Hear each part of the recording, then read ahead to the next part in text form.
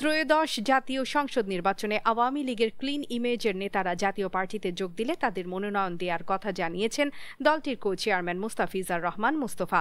তার মতে, যাদের বিরুদ্ধে কোনো মামলা বা সহিংসতার অভিযোগ নেই এবং যোগ্য প্রার্থী হিসেবে বিবেচিত হন, তারা জাতীয় পার্টির প্রার্থী হতে পারবেন। শনিবার ৬ সেপ্টেম্বর দুপুরে রংপুর মহানগরীর সেন্ট্রাল রোডে দলীয় কার্যালয়ে রংপুর বিভাগের ৮ জেলার সভাপতি ও সাধারণ সম্পাদকদের সঙ্গে মতবিনিময় সভা শেষে সাংবাদিকদের তিনি কথা বলেন। কেউ যদি জাতীয় আওয়ামী লীগের সমর্থক হয়, মনে করেন জাতীয় আওয়ামী লীগের সমর্থক, সে কোনো তার বিরুদ্ধে কোনো মামলা মোকদ্দমা নাই, সে যদি যোগ্য প্রার্থী আমরা মনে করি, আমরা দেবো না কেন? দেবো, অবশ্যই দেবো।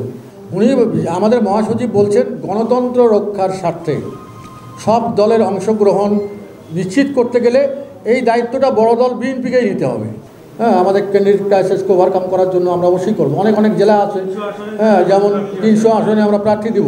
হ্যাঁ, এখন জাতীয় পার্টির প্রার্থীর চাইতে যদি ভালো শক্তিশালী প্রার্থী পাওয়া যায়, আমরা সে যদি ক্লিন ইমেজ থাকে, তার বিরুদ্ধে যদি কোনো সহিংসতার অন্য কোনো আলামত না থাকে, অবশ্যই পাবেন, দেবো না কেন?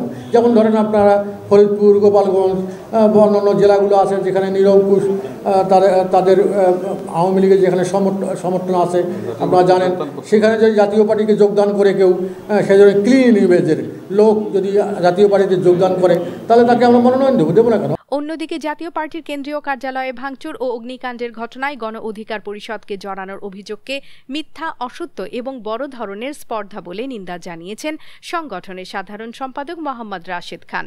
একই সঙ্গে তিনি আগামী ২৪ ঘণ্টার মধ্যে জাতীয় পার্টির চেয়ারম্যান জি.এম. কাদের ও মহাসচিব শামীম হায়দার পাটোয়ারীকে গ্রেপ্তারের দাবি জানান।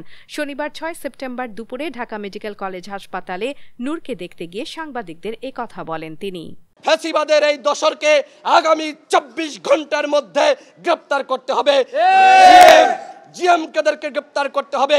মাসখানেক আগে আমি নিজে প্রধান নির্বাচন কমিশনারের সাথে বৈঠক করেছি এবং এই বিষয়টি জানিয়েছি। আওয়ামী লীগ যে অপরাধ করেছে, জাতীয় পার্টি ১৪ দল একই ধরনের অপরাধ করেছে।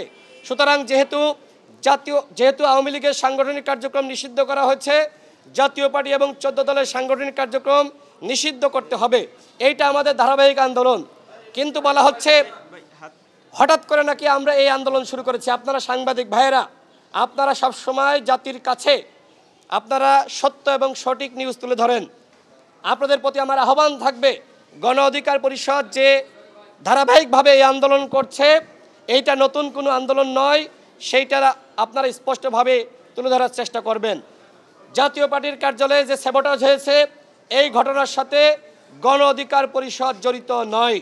এমনকি শাহবাগে আমরা যারা একসাথে সংহতি সমাবেশ করেছি, তাদের কেউ এই ঘটনার সাথে তাদের ন্যূনতম সম্পৃক্ততা নাই।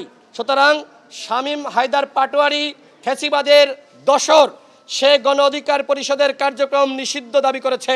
ওর অত বড় স্পর্ধা কিভাবে হয়? পুলিশের সামনে জাতীয় পার্টির কতিপয় নেতা